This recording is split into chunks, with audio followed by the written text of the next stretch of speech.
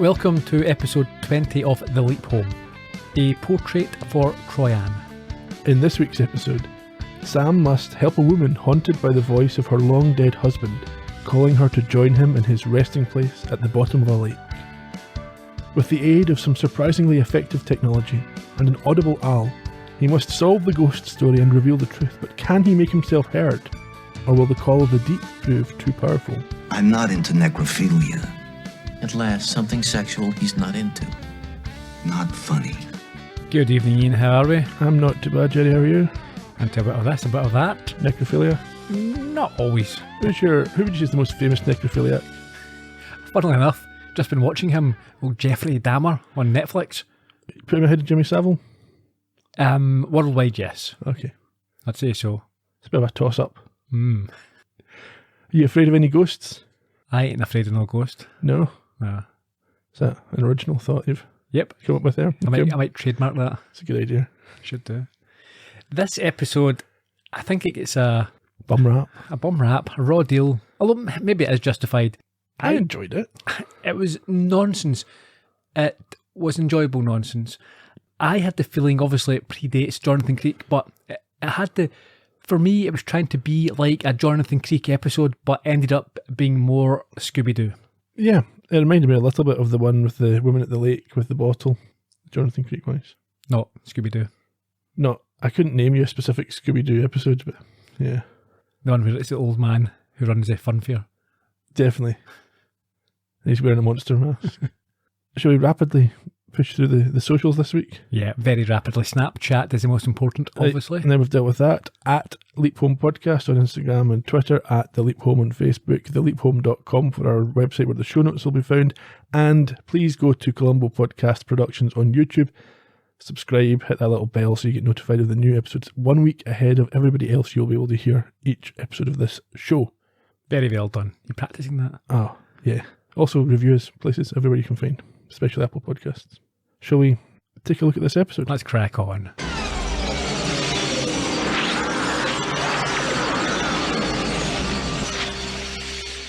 This week's lesson is nonsense.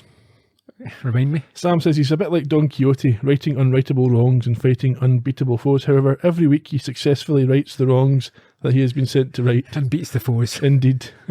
Yeah. We see him leap into a graveyard as a lightning storm rages. He is dressed in a Columbo-style overcoat with hat, holding a torch in this graveyard at night, and he thinks he might be in big trouble. He does. There's a family crypt marked Claridge ahead of him with the grave of a John Claridge just outside the entrance, and as he turns, a ghostly figure has appeared in the crypt doorway behind him. Yes, and at this he lets out an "oh boy." However, it's not a ghost, after all, because it speaks to him. Yes. She asks if he heard Julian. Sam obviously has no idea what's going on at this point, and he seems a bit spooked, but he says he didn't think so. But she says she heard him calling her name Troian over and over. Is it Troian or Troian? It's spelled Troian. It's spelled Troian. She says Troian. She should have used an E if she wanted it pronounced that way. I'm calling it Troian. Okay. Sam, improvising as ever, notes it's going to rain, let's head for cover, but she doesn't go the direction he hoped. No, not to the house, back into the mausoleum, where inside he hears disturbing howls and Troian tells him to hurry and then points to a device like a lie detector machine that she says show the voice prints of Julian and prove that it is real, the voice that is. And she asks Sam how this can be when Julian has been dead for 3 years. I think we see a bust of Julian at the far end of this crypt. Well, that's who we presume it to be, yeah. It's very, maybe it's that type of class and that type of family. You would have a bust of... I wonder if it's because they haven't found his body, we learn later on, and they've wanted this sort of representation. I don't know why they would make that connection, but maybe. Yeah, possibly that's... There's no body to bury, so they need to put something... Sure. We then have the credits, and after that we head up to the large house. The old Claridge house. It's February the 7th, 1971. We see Sam and Troian enter, and he tells her that she needs a warm fire and a hot toddy. This is quite... He's not giving himself much wiggle room here.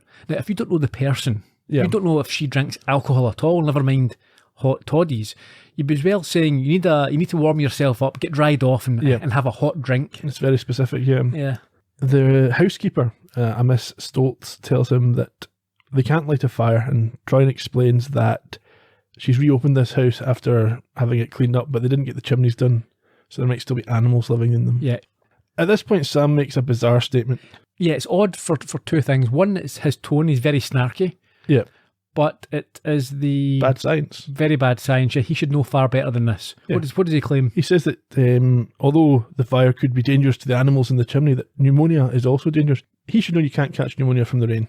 I mean, I am trying to think of the number of times in my life where I've, for example, played football outside, sodden wet in the winter, absolutely dripping for an hour at a time, 5-a-sides or whatever. Yep. Come back in, soaked, and I never got pneumonia. No, because it's either a virus or a bacteria, and if you've not been exposed to it, you can't catch it no matter what the weather is. Yeah, nothing to do with being cold or wet. No, and Sam should know that, and Sam must know that.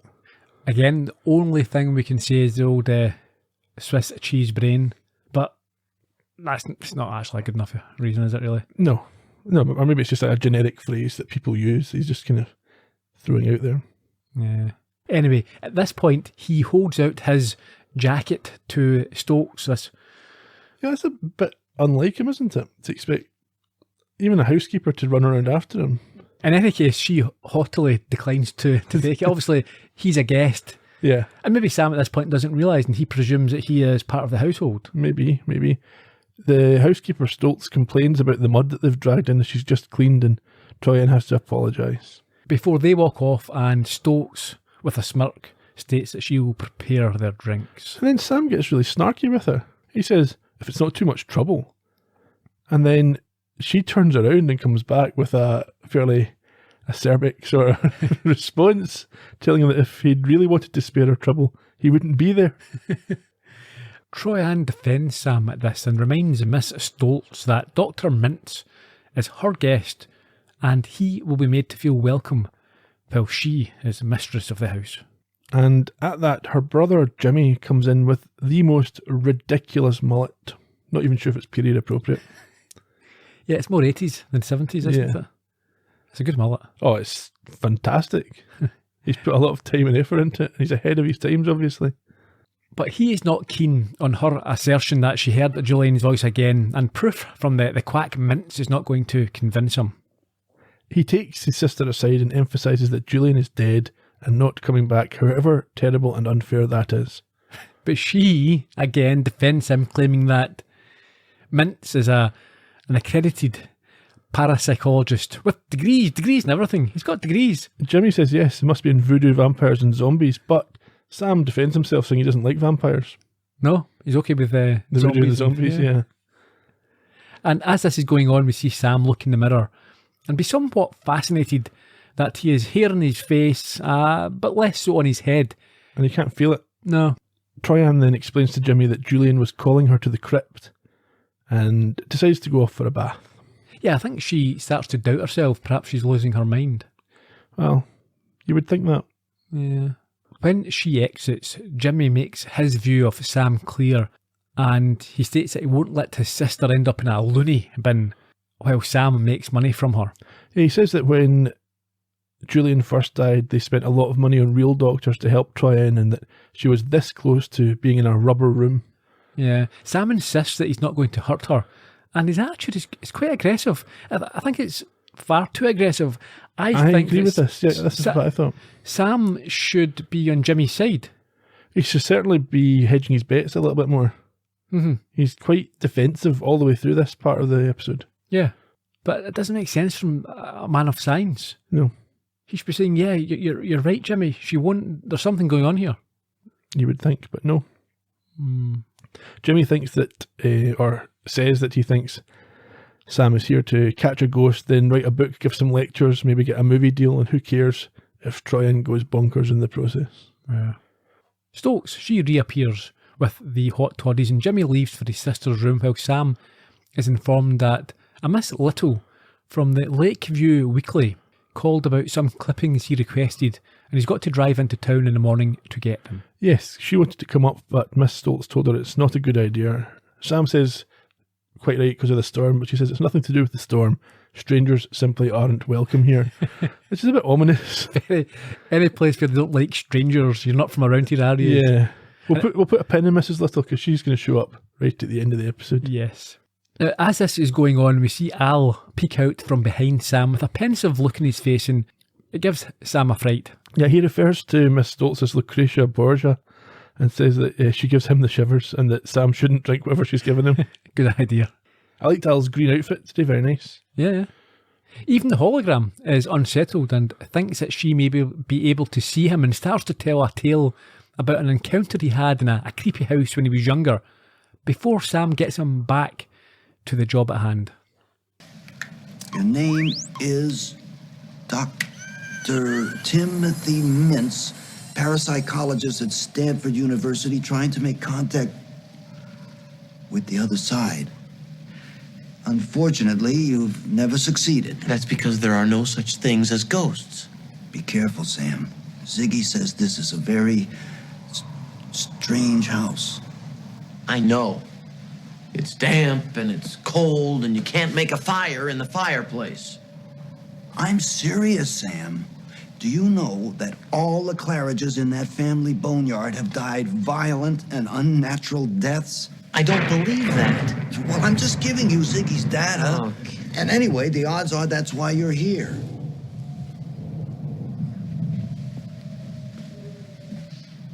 Troian.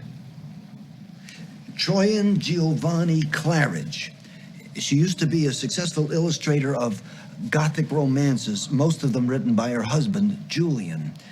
She stopped painting 3 years ago when the husband drowned in that lake out there. The body was never found, and she never got over his death. Al, I think this Dr. Mintz might be driving her over the edge with all this mumbo-jumbo. That's not mumbo-jumbo, Sam. This Tim Mintz is legit as they come. Besides, I think he's crazy about her. What? Well, I just came from the waiting room. And even though Mintz thinks he was abducted by aliens, all he can worry about is Troian. And for good reason. Because in 2 days, unless you can do something to prevent it, she's gonna drown in the same lake that her husband did 3 years ago.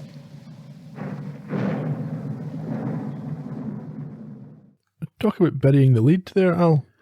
Yeah. Save that bit of information right for the end of the conversation. I'm also not happy with Al's view here, his attitude. I mean, he's a man of science like Sam. He's a partner on the Quantum Leap project. Yeah. He shouldn't be believing in this No, it should be a zero tolerance policy. Yeah. However, what I will say is this.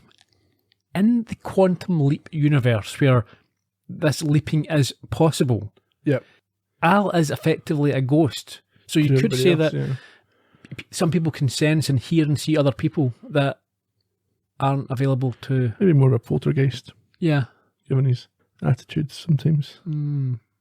Anyway, we head up to the bedroom where a sleeping Troian tosses and turns before waking at the sound of Julian's voice.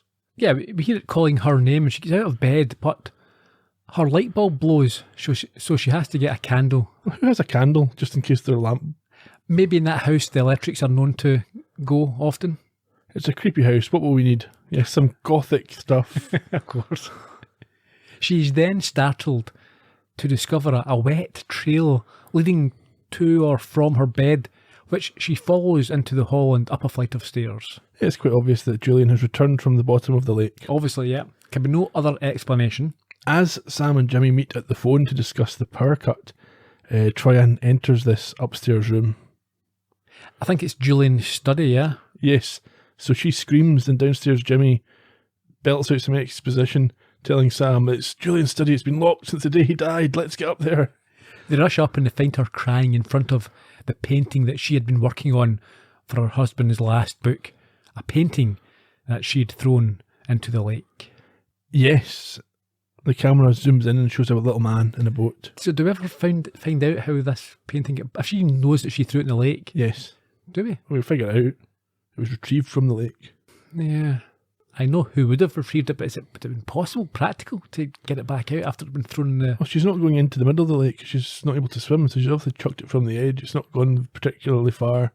And then Probably floats. what? And he's been hiding behind a bush and waited for her to leave, and then Just opportunistic, maybe. yeah, possibly. Okay. The next morning, lakeside. Yes. Not the darts. No. The storm is over, and Troian explains that Julian used to pose for her paintings in his rowboat, but the day that she did that particular painting, he got bored, started messing around, and before she realised it, he'd fallen in and drowned. And even though he was a strong swimmer, he didn't resurface. And as she can't swim, all she could do was scream, and she never saw him again. And she says she's been hearing his voice since the night they stopped looking for his body 3 years ago. Yeah. It's a long game. Here's the thing as well now, I appreciate that some lakes, you've got the Great Lakes, you've got Loch Ness here, which is massively deep. However, this lake just looks like a sort of bog standard. Doesn't look like a glacial sort of... No, I'm not sure that if someone fell in the water, the body would be lost forever. Certainly not everyone that fell in the water. Yeah, but it's not. Again, you can understand these things in the sea. You get swept out, you get currents and tides, and they can move pretty drastically, many, many miles. But if you sent out a diving team to recover this body and what have you, and you've generally got the area, there's not a lot of current in it, I'm sure you could find it. Oh, you would think. Anyway.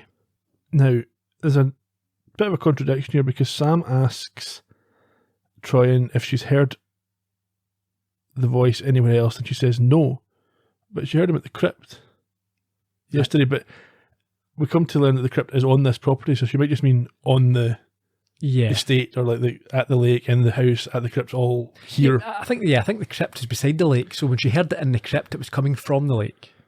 Well, no, it was coming from the crypt. We know that from later on. Yeah. So I think, but I just think she means, yes, well, at home, basically, Sure. on the lake, in the crypt, in the house is all one thing. So when she says no, that's what she means. Yeah. She also admits that she would like to talk to Julian, and Sam suggests that she is angry with him for drowning and leaving her, which I think is a fairly common reaction that people can have. Yeah, but this doesn't sit well with Troian, who says that would be very selfish. Yeah, she denies this and says that she's missing him so much, she's imagining things, and tells Sam that Julian sent the painting to her as she broke her promise that he would be safe and not die like the other Claridges. But so, I mean, how many Claridges? It's only been, another 2? We know of at least 3, but Al says that everyone in the crypt died a violent and premature death. So maybe not all in the lake, but they've all died prematurely. So we maybe should have checked the dates on some of those tombstones. Yeah. Anyway. Well, I think one was 1882. But we need to know when he was born, so we know how old he was.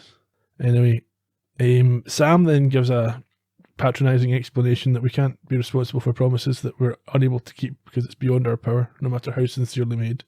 Shouldn't make them then, should you? Yeah, well, that's fine then. Oh, it's not my problem. Fine. Troian says she can't stand the thought of Julian being all alone, down in the cold and the dark. Well, he's not all alone. It's fine, there's at least 2 other bodies in there with him. Family members. Yeah, he's got pals down there. At this point, she almost faints and falls in the lake.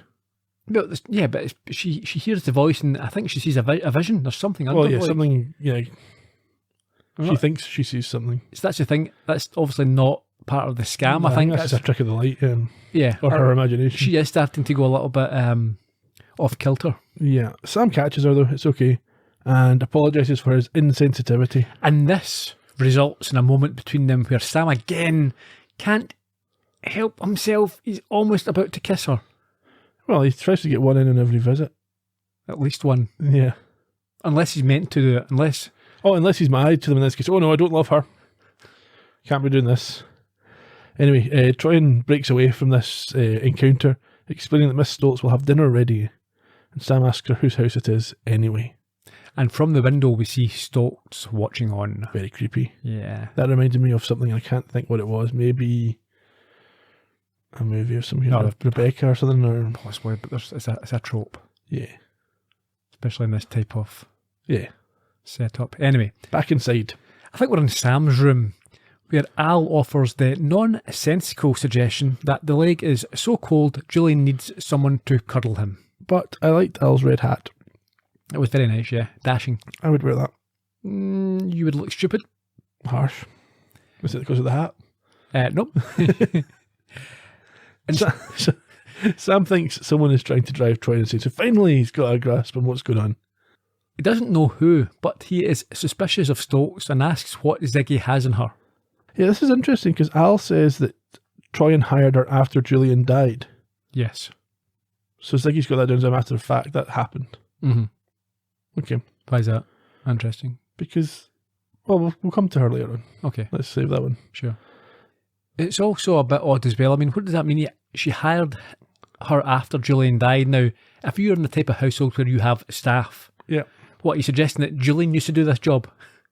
No, I think she's not in on this because it started before she was hired. No, I just mean, why would you hire someone after? Why would you not have someone in place before? Well, when there's two of them, she maybe did some of the work herself and maybe she just didn't feel up to it anymore. I don't know. Okay, I suppose maybe you didn't feel up to it, yeah. And then just like you're used to having somebody. Big house. It's a very big house for one. Why is her brother living there as well? That's another question that we need to come back to. Maybe we don't. We can maybe leave that question unanswered. I should note, I think we're in California. It's not really been mentioned, but we're going to get more information later that makes sense. Okay. Al, at this point, suggests that Sam takes Troian to Vegas for the weekend to avoid the date of her death. But Sam's not convinced that that would work.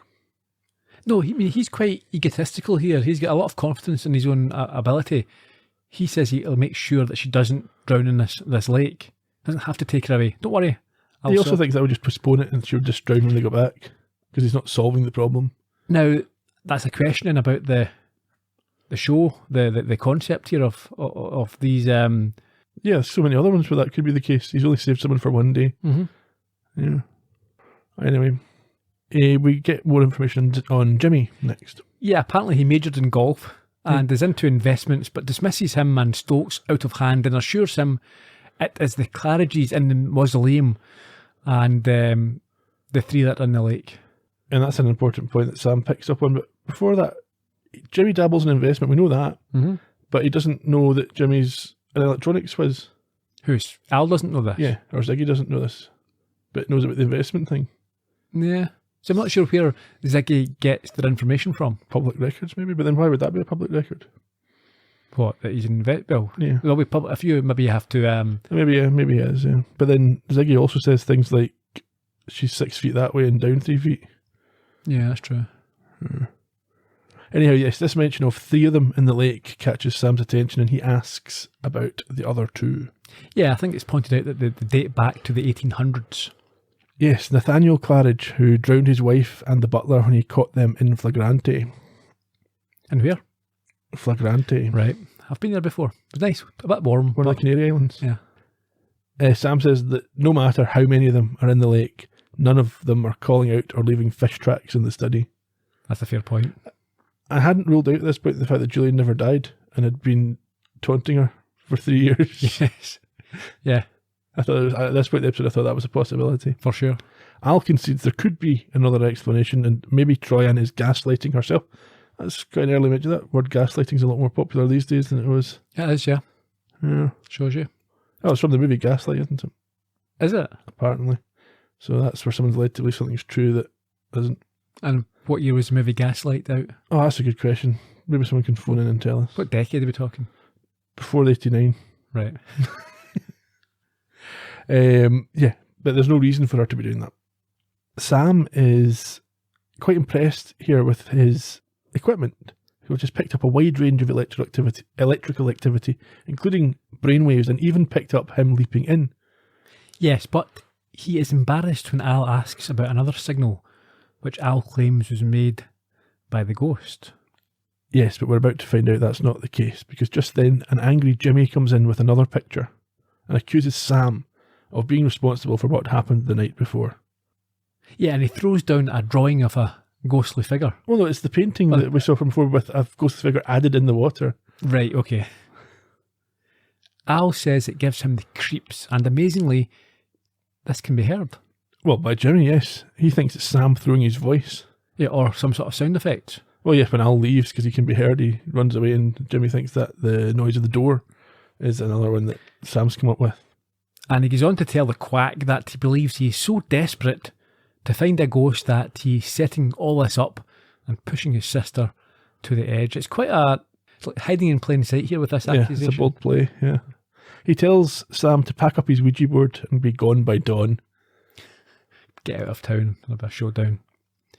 However, Sam is not really going to respond to that. Later on, he's reading, or we hear him say that he's been reading one of Julian and Troian's novels. Yeah, overnight, which he thought was a wonderful tale of love and tragedy, and stopped short of being dark due to Troian's illustrations, which were the opposite of her dark, nightmarish painting. Again, this gives me the idea that Julian could be alive if he's writing really dark novels that she's having to lighten up. Yeah. It's a disconnect between them, maybe. Sure. We hear howling outside, and Sam wakes fully clothed in front of his instruments. Yes, with the machine busily recording these electrical waves. Troian, meanwhile, wakes up on a chair holding a cushion and finds that her painting now has a man waving to her from the crypt. Yeah, it's a wet painting. Well, it's always wet because it's come out the lake. It's but a haunted painting. Yeah, but so is Jimmy. But it's water dripping down. Yes. So that has to be topped up, or else it will just dry up overnight. Yes, every time he puts it in her room, he's making it wet. Yeah, but she's just woken up. He won't know at what point. I don't know, because the howling's on. Is he not setting up this howling? Right, he plays this audio that only dogs and her can hear. So what you're saying is for this to work, she's asleep in her room. Yeah. He sets up the tape, but before he does, he creeps in. No, he's already set up the tape. You can activate the tapes from anywhere. Sure, but he's crept in to the room with some water. No, he'll wet the painting before he puts it in the room, probably. Okay, so he's crept in with the painting. Yeah. But he has to have crept in very recently, because the painting he couldn't have done it like hours ago, or the painting would be dry. Yeah. So he's just recently crept in before he starts the audio. Yes. That's a massive risk. If he's tiptoeing in and she stirs... Well, it's the same when he's put wet footprints up to the side of her bed. What are you up to, Jimmy? Just came to say hi. Have you seen these wet footprints? You see him walking back. He's got two wellies. He's got two shoes with a couple of poles in them. He's an idiot. He's mullet. Anyway, Troian, seeing this man calling to her from the crypt on the painting, runs outside, and Sam follows, but at a bit of a distance. Yes, where she holds the bust of Julian and tells him she's there, but before Sam can reach her, the place starts to shake like there's an earthquake. Is this a coincidence? Must be, yeah. So why was she getting called to the crypt, just to wind her up more? I think so, yeah. Okay. I mean, Julian must be like, this is brilliant. This is amazing. Why does the door to the crypt slam shut at this point? Earthquake. It makes the door shut and lock. It just changes the angle. It's a heavy door, so it'll lock behind itself. Mm-hmm. Also, were they using the Star Trek cameras for this? The shaky sticky cam, yeah. Yeah, she's trapped inside and falls into a grave that suddenly opens up and is lying next to a skeleton. I like the fact that Sam eventually gets in and just picks up this entire skeleton and chucks it to the side. Yes. Before carrying her to safety, just as the shaking stops. He tells her that no one's trying to kill her and that it was just an earthquake, and after establishing that she is uninjured, he holds her and asks if she's okay to walk back to the house. And there's another sort of intimate moment there where they're very, very close, face to face. There's a bit of heavy breathing, I seem to remember. They have a discussion now about her calling him by his first name, and she has a bit of a joke at his expense. And he says he likes it when she laughs. A bit patronising. Is it like in that one with the blind guy? Yes, the blind faith. Where he suggested that women should smile more often. Yeah. That was acceptable in the 80s. Later on, all four of them, Stoltz and Jimmy and Sam and Troian, are in the same room, like a library type dining area. And Miss Stoltz is opening the curtains and she tells Jimmy she wouldn't know whether the TV is broken or not. He's trying to fix this TV. I think he refers to her as Stoltzy. Yes. She says she never watches it, but Sam says that he bets she's actually hooked to the Twilight Zone. Yeah. Because she's that creepy. She sighs at this, excuses herself, and says she's going to red up the kitchen. Yeah, which causes Sam to ask about her background. Red up the kitchen? What is that? Pennsylvania Dutch. Think she's Mennonite or Amish. How'd you find her? After Julian died, I ran an ad in the Lakeview Weekly, and she was the only one who answered it. She said she worked here as a girl, and she certainly knew her way around. And I was just relieved to have someone who would stay here. But she's not so bad once you get used to her rather melodramatic way of speaking. Something must be loose back here. The signal's breaking up coming in. Oh, here it is. A little chewing gum. And some tin foil. Bingo. While the breakage of gas lines has led to hundreds of fires throughout the city. Jimmy is a genius when it comes to anything electronic. Always has been. Why didn't you design something to predict earthquakes? We may have already discovered a rudimentary earthquake detector. What do you mean? I think the dogs may have been howling because they sensed the quake was coming, and this equipment picked it up too. See, these lines might represent shifts in the electromagnetic energy that preceded the earthquake. Are you saying that these aren't Julian's voice prints? Well, I'm just saying we should keep our minds open about any possibilities. Well, what about the painting? What's your explanation for that, Doctor?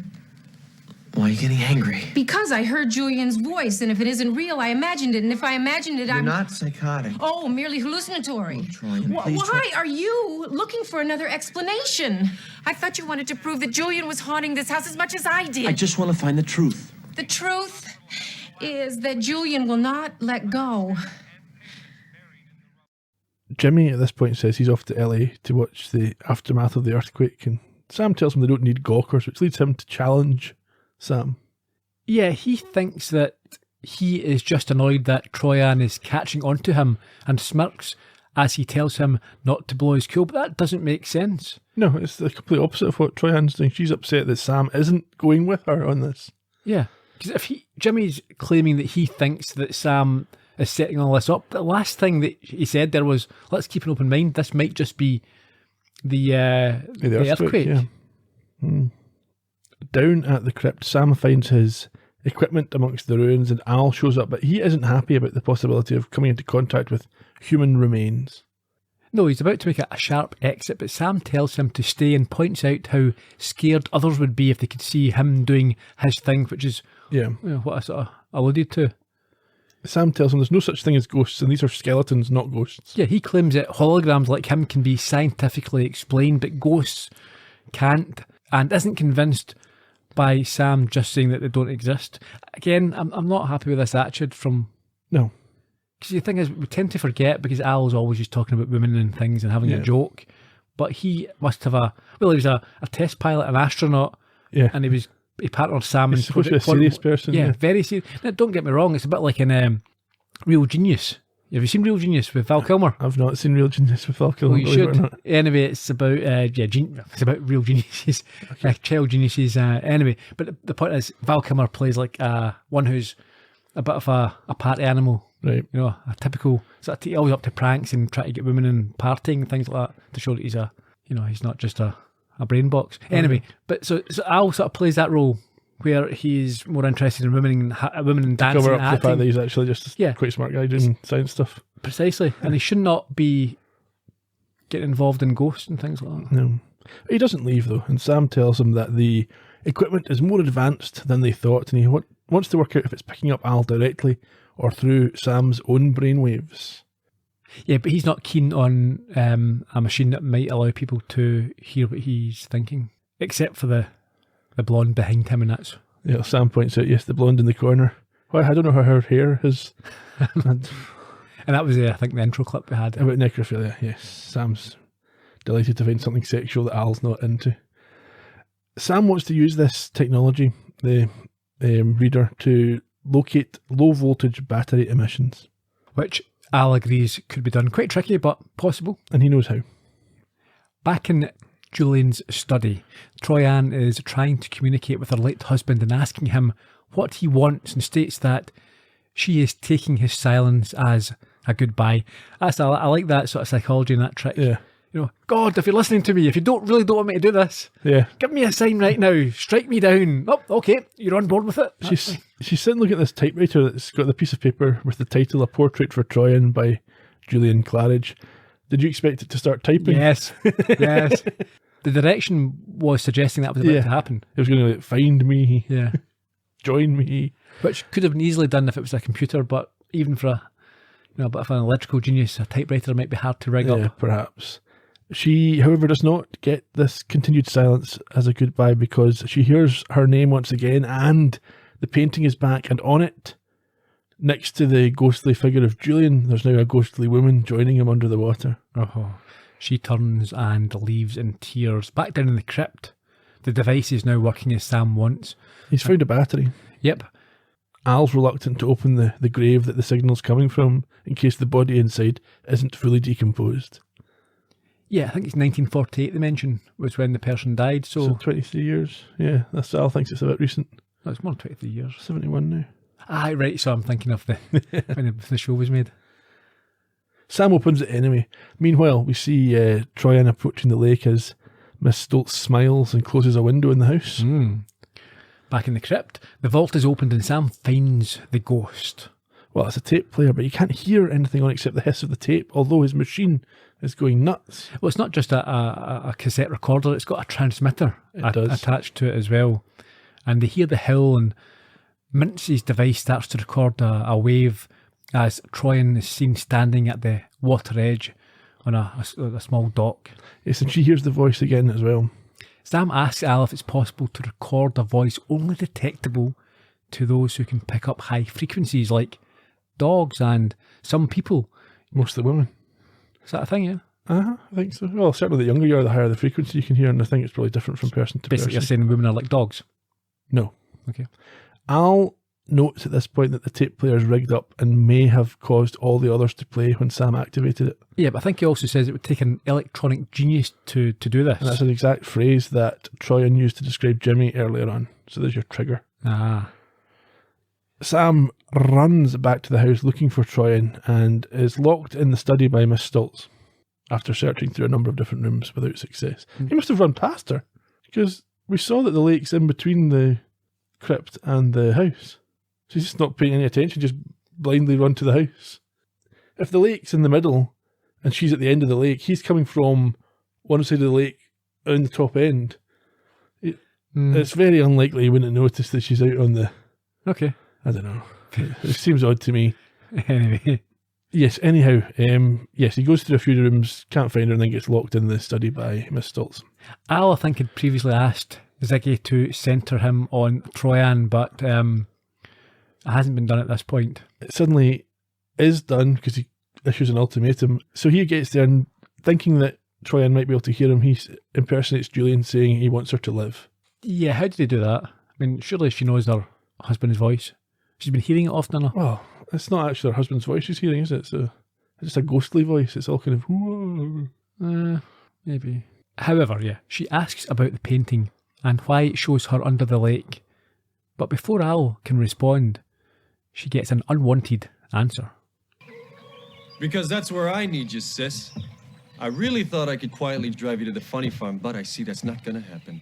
You see, I got this IOU to these bad dudes in Vegas. And now, I gotta kill my sister. Talk about your bad days. Stop it. I wish I could. Fiscal year's ending. And when you find out how much of your bread I've spent, you're really gonna flip. I revoke my power of attorney, start running things your way. Again. You're insane. Not technically. See, I know the difference between right and wrong. I just choose wrong. Now, why don't you do us both the favor and step off the dock? Jimmy. Julian's waiting. No, he's not. How did you do that? She didn't. Oh, doing a little yin-yang on me?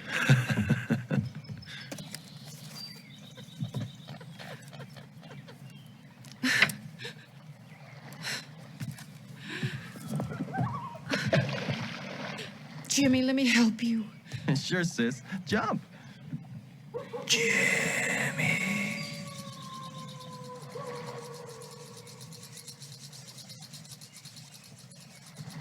Jimmy. No! Spook games are over. Jimmy. You gonna jump, or do I have to push? Jimmy. I'm not gonna die for Julian, and I'm damn well not gonna die for you. I'm gonna hate this. Jimmy. Stop! Run! Run, baby, run! That is some terrible writing there. sort of James Bond exposition. Here's my evil plan before I kill you. He talks about the fiscal year ending and things like that. Talking about He's been doing this for 3 years, and now the fiscal year's ending. his taxes are getting looked at. If she must be like, just kill me, you're boring me with this sort of stuff here. This is dreadful. So, yeah, again, I am not... He's obviously meant to be some sort of psycho, but to kill your own sister for money, if you had to do that, Yeah. she's going to drown.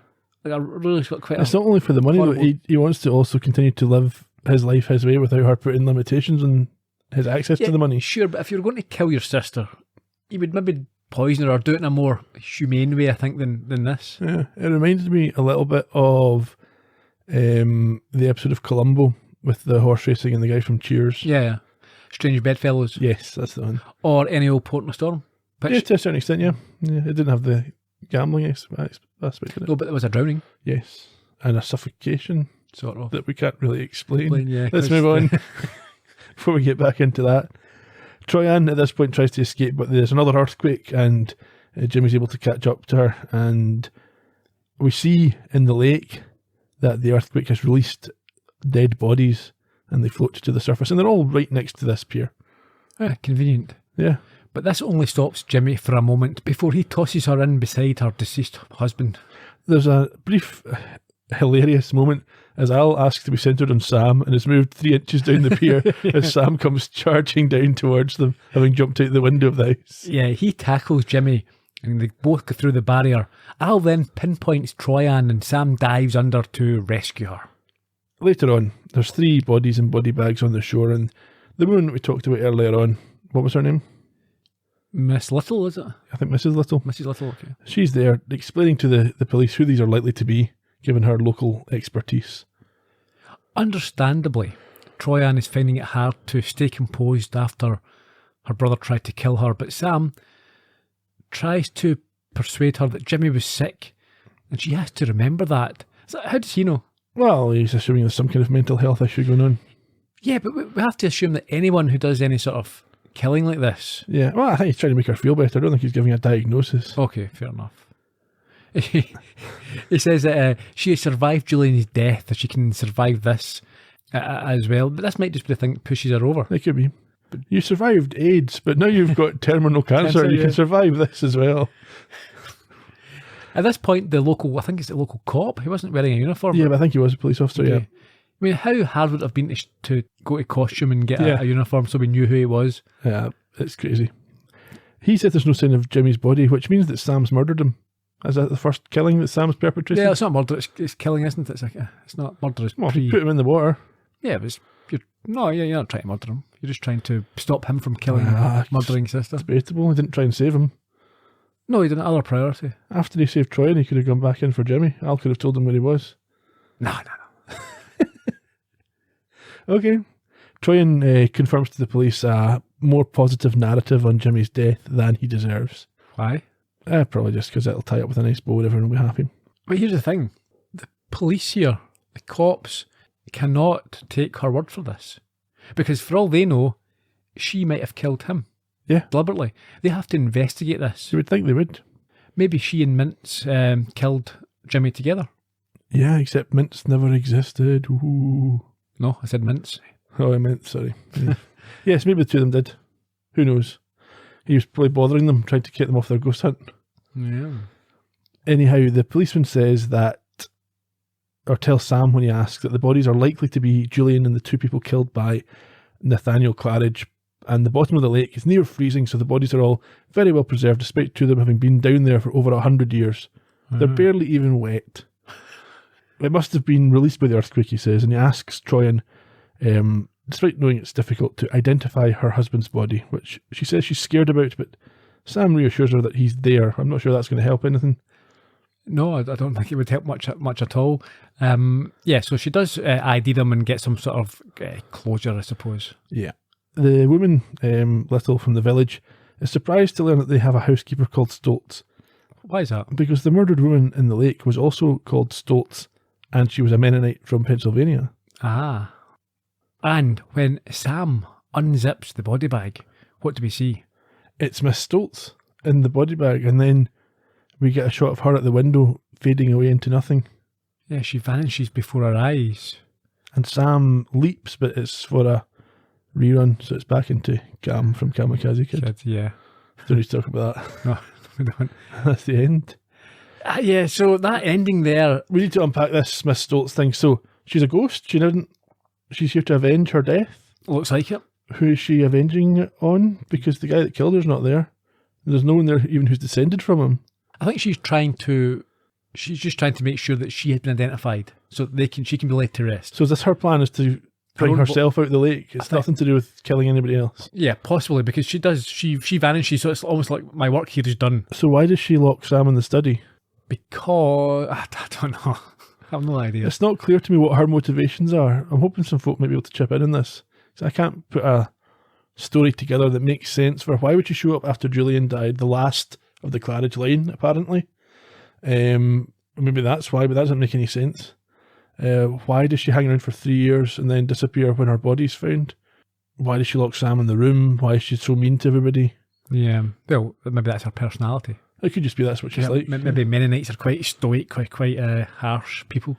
Maybe. Is there something about being a Mennonite? Is that relevant? If they got some kind of belief in vengeance or karma or something that we don't know? Yeah, I don't know. Maybe it's to do with the electrical wizardry. Mennonites won't be involved in that, so maybe she doesn't watch TV. I don't know. Who knows? See, the thing is, this episode is quite badly written. I mean, there's an example of it, but the James Bond exposition bit there wasn't, it was very clunky. When I watched this, I thought to myself, and I can ask you just now, this seems like the type of special episode you would have for Halloween. Yeah, except it aired in December. Yeah, see? There's other things about it that are weird. So obviously, Troian's played by Deborah Pratt, who is the co-producer, and at that point was married to Donald Belisario, who played the reflection of Mintz. Troian is their daughter's name. Mm-hmm. So I find it a little bit weird that they've used their daughter's name and she's playing that character. It's a massive vanity project, this, isn't it? And then they've got one of the other producers plays the body of Julian later on. Right. Paul Brown, I think. Hang on, I've got this written down. Yeah, Paul Brown plays the body of Julian Claridge. It's quite an insular production. Yeah, maybe one of these ones where they were running out of budget. Well, it's a small cast as well, so yeah, maybe it is one that they just kind of squeezed out an extra episode. Yeah. Like, here's a cheap one, we'll get this one done quickly. But then they've got a huge set with maybe they spent all the budget in the house. Yeah, possibly, yeah. That's probably Deborah Pratt and Donald Belisario's house. I was going to say, yeah. I mean, it might well have been. And surely not. It's a mansion. Maybe. What do you mean? They would be very, very well off. After a season of this? No, he did numerous shows before. Yeah, he'll be a multi-millionaire. So maybe it's their actual house. Could be, yeah. You should have looked that up, shouldn't you? Well, you'd have thought it would have been brought to my attention somehow when I looked into the episode. Okay. That's us halfway through season 2, so do you have any sort of overall impression you think it's found its feet? Up until this point, I thought it had, yeah. Until this misstep. Yeah, there was a bit of a sort of consistent. They get into some of the tropes of the show. We now get the message at the start, so we're getting a rhythm. Yeah, a feel. I think it'd be good if he leaped into a Darren Brown type character and had to do a trick, but he didn't know how to do the trick. Right, he's like getting shot on stage or something. And he has to make it look real. Yeah, he doesn't know what to do. That'd be a fun one. We'll see what happens in the future. Ready for some trivia? Go for it. 13th December. So I think it was the last episode before the Christmas break, and then they came back with the rest of the season in the new year. Maybe it was a Friday the 13th. Ooh, don't know. Directed by Michael Zinberg, second of his 9 episodes in the director's chair. Hear more about him back on the podcast for Good Morning Peoria. Donald Belisario, Scott Shepherd and John Hill wrote the episode, so Belisario and Shepherd adapted Hill's story into a teleplay. It's Belisario's 6th writing credit. It's the 3rd and final one for Shepherd and the 2nd and final one for Hill. Hear more about Shepherd in the podcast or Play It Again Seymour, and you can hear more about Hill on the show for The Right Hand of God. They were both season 1 episodes. As we've said, Deborah Pratt played Troian Claridge. This was her only acting role in the series, although she also contributed voice work later on, and you can hear more about her in the podcast for The Colour of Truth in season 1. Jimmy Giovanni was played by Robert Torti. This was his only Quantum Leap appearance. He also been in shows like Murder, She Wrote, Days of Our Lives and Criminal Minds. He's a soap actor, mostly. He's now 60, he remains active. He looked like a soap actor. Yeah. Miss Stoltz, Priscilla Stoltz, was played by Carolyn Seymour. First of 4 Quantum Leap episodes for her. She also appeared on shows like Star Trek The Next Generation, Star Trek Voyager and ER, as well as doing voice work on many major video games, including my favourite Dragon Age Origins. She's now 74 years old. She seems to still be active as well. I think she's married or was married to someone pretty famous in the industry. Can't remember who. Okay.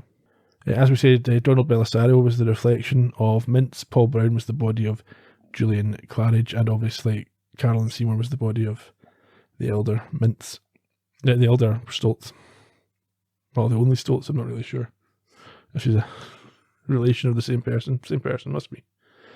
As we said, daughter of Deborah Pratt and Donald Belisario is Troian, who would later appear on the show herself. Sam leaps back into Cam Wilson because there's no new episodes until New Year 1990. Things we learned, so it's possible for other people to hear Al when that technology's around. It doesn't really seem fully explained. We've found a bit about Al having a spooky house in his neighbourhood. Yep, Al is susceptible to gobbledygook. And he's not into necrophilia. He doesn't admit to it. Okay. Next week, we're going to skip ahead to the next new episode and take on Animal Frat, where Sam has to prevent a young woman making a terrible mistake. So we will see you in 1967.